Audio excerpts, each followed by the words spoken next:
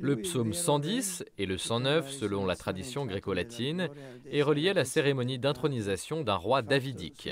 La tradition de l'Église l'interprète comme une clé christologique.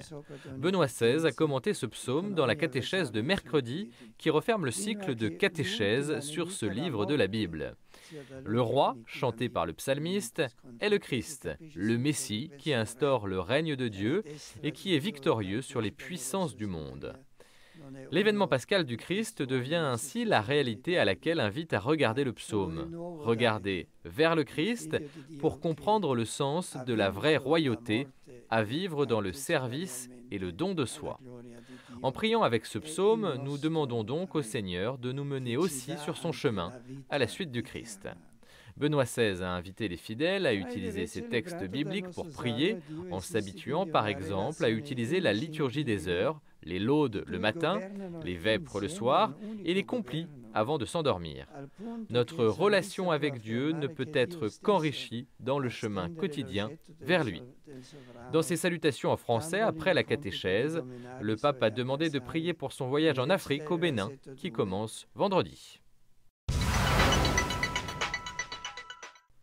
L'anniversaire de l'évangélisation du pays, la remise de l'exhortation apostolique après le deuxième synode pour l'Afrique et le souvenir du cardinal Gantin. Ce sont les trois raisons du voyage, a expliqué le pape dans son discours d'arrivée au Bénin, à l'aéroport international de Cotonou, vendredi après-midi. Benoît XVI a ajouté un message spécifique pour l'Afrique, surmonter les haines du passé. L'avenir se construit en évitant les écueils qui existent sur le continent africain et ailleurs, par exemple la soumission inconditionnelle aux lois du marché ou de la finance, le nationalisme ou le tribalisme exacerbé et stérile, qui peuvent devenir meurtriers, la politisation extrême des tensions interreligieuses au détriment du bien commun, ou enfin l'effritement des valeurs humaines, culturelles, éthiques et religieuses.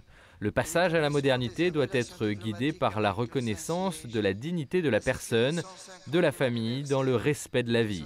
Toutes ces valeurs sont en vue du bien commun qui seul doit primer et qui seul doit constituer la préoccupation majeure de tout responsable. Dieu fait confiance à l'homme et il désire son bien. C'est à nous de lui répondre avec honnêteté et justice, à la hauteur de sa confiance. Depuis la cathédrale de Cotonou, Benoît XVI a imploré la Vierge Marie afin qu'elle intercède pour l'Afrique et lui donne la paix. Aussitôt après son arrivée à l'aéroport de Cotonou, vendredi après-midi, le Saint-Père s'est rendu à la cathédrale pour une visite alors que des milliers de personnes sont descendues dans les rues pour suivre le passage de la Papamobile dont le trajet a sillonné la ville et traversé 2 des ponts entre le lagon et l'océan. À la cathédrale dédiée à Notre-Dame de Miséricorde, Benoît XVI s'est recueilli devant le Saint-Sacrement et s'est incliné sur les tombes des 2 prédécesseurs de l'archevêque de Cotonou, enterrés dans une chapelle sur la gauche et à droite de l'autel. Tous les évêques du Bénin et plusieurs centaines de fidèles étaient présents pour accueillir le pape. Dans sa prière, Benoît XVI a imploré la Vierge Marie « Écoutez, a-t-il dit, les nobles aspirations des jeunes d'Afrique. Écoutez les cœurs assoiffés de justice, de paix et de réconciliation. Écoutez les espoirs des enfants victimes de la faim et la guerre. »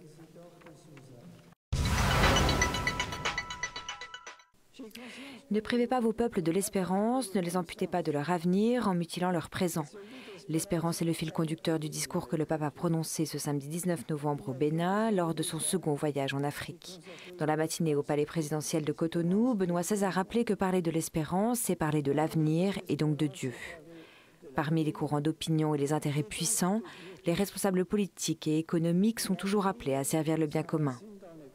Impossible toutefois de ne pas reconnaître qu'en Afrique et dans le monde entier, il y a trop de scandales et d'injustices, trop de corruption et d'avidité, trop de mépris et de mensonges, trop de violences qui conduisent à la misère et à la mort.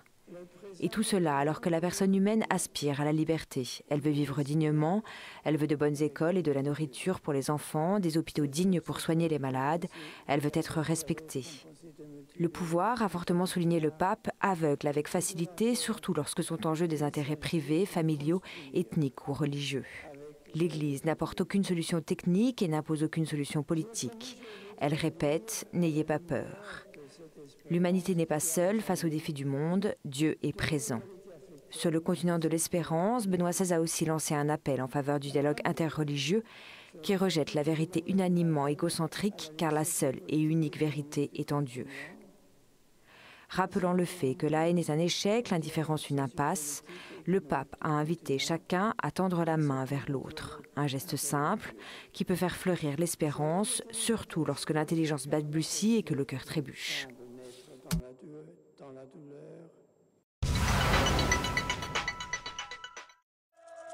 Deuxième jour du voyage apostolique de Benoît XVI au Bénin. Dans la matinée du samedi 19 novembre, le pape a rejoint Ouidah, où il a d'abord voulu prier sur la tombe du cardinal Bernardin Cantine dans la chapelle du séminaire. Il a ensuite rencontré les prêtres, les séminaristes, les religieux et les religieuses, ainsi que les fidèles laïcs de ce pays africain. Le Saint-Père les a invités à se laisser modeler par le Christ chaque jour et selon leurs divers charismes, à relever le défi de la paix, de la justice et de la réconciliation. De même que le cristal ne retient pas la lumière, mais la réfléchit et la redonne, a souligné le pape. De même, le prêtre doit laisser transparaître ce qu'il célèbre et ce qu'il reçoit. Je vous encourage donc à laisser transparaître le Christ dans votre vie. Le Saint-Père a manifesté sa proximité et sa gratitude envers les religieux et les religieuses, chez qui la pauvreté et la chasteté rendent vraiment libres pour obéir inconditionnellement à l'amour de Dieu.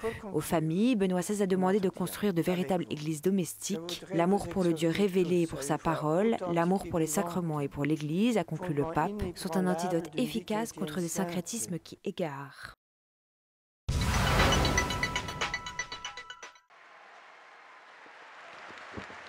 Journée de fête et de joie au Bénin. Samedi 19 novembre au matin, Benoît XVI a signé l'exhortation apostolique, fruit du travail de la seconde Assemblée synodale pour l'Afrique.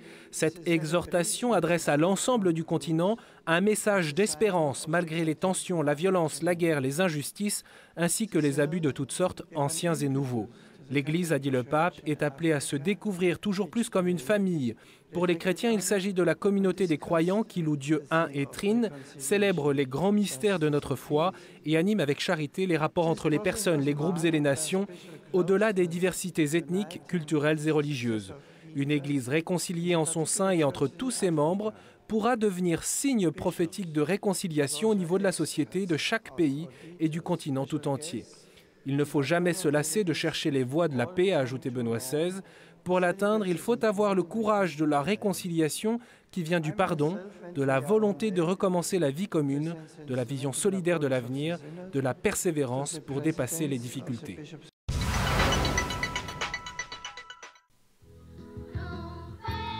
Le jour de ma première communion a été l'un des plus beaux jours de ma vie.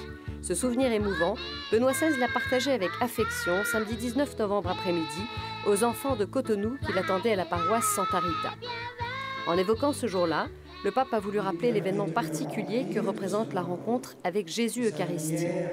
Il a reçu là pour la première fois un trésor, a-t-il dit, qu'il faut savoir partager avec générosité.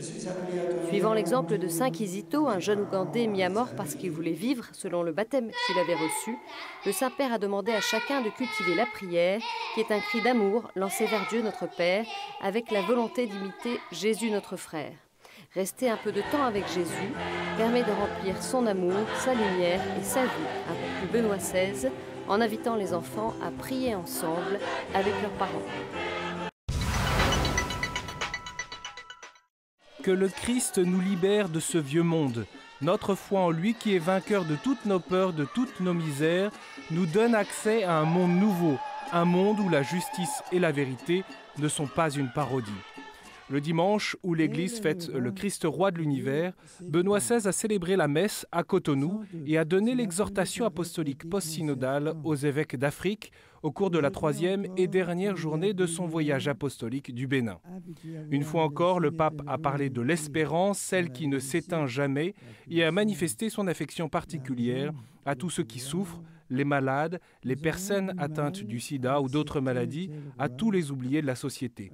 Gardez courage, a-t-il dit. Le pape vous est proche par la prière et la pensée. Gardez courage. Jésus a voulu s'identifier aux petits, aux malades.